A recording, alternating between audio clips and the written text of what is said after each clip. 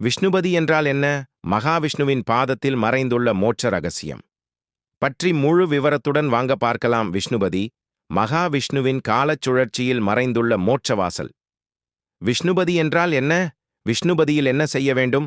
மகாவிஷ்ணுவை விஷ்ணுபதி அற்புதமான ஒரு காலச் சுழற்சி ஆடக்காடு. விஷ்ணுபதி என்பது ஆண்டில் 4 முறை மணியா வரும் ஒரு புனித நாளாகும். இந்த நாளின் மிகுந்த ஆன்மீக ஆழம் புரிந்து கொண்டால் இது பவம் தீர்க்கும், பவள ஒளி போன்ற புண்ணிய தரும், பிரம்மா முதல் தேவர்கள் வரை பூஜை செய்யும் நேரம் என்பது தெளிவாகிறது.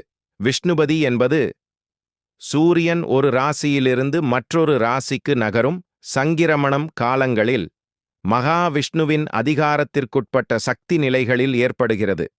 இந்த நாளில் விஷ்ணுவின் கிருபை சக்தி பூமிக்கு நேரடியாக ஓடி வருகிறது. ஆண்டில் 4 விஷ்ணுபதிகள். மாதம் விஷ்ணுபதி சூரியன் நுழையும் ராசி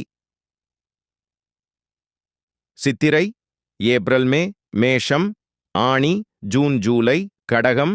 இந்த நாளில் பூஜிக்கப்பட்ட விஷ்ணுவின் திருவடிகளில் இருப்பது மோட்சத்தின் வாசல் என புராணங்கள் கூறுகின்றன.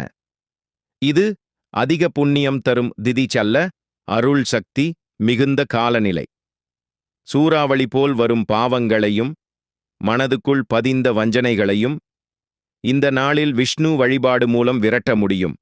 மகாவிஷ்ணுவின் பாத பூஜையின் மகிமை. விஷ்ணு பதி என்றால் விஷ்ணுவின் பாதங்களில் இணைபவை என்பதுதான். அந்த பதம் என்பது முக்தி தரும் பாதை. இந்த நாளில் அவன் பாதங்களை ஸ்மரித்து நமஸ்காரம் செய்தாலே நாம் புனிதமடைவோம். விஷ்ணுபதி விஷ்ணு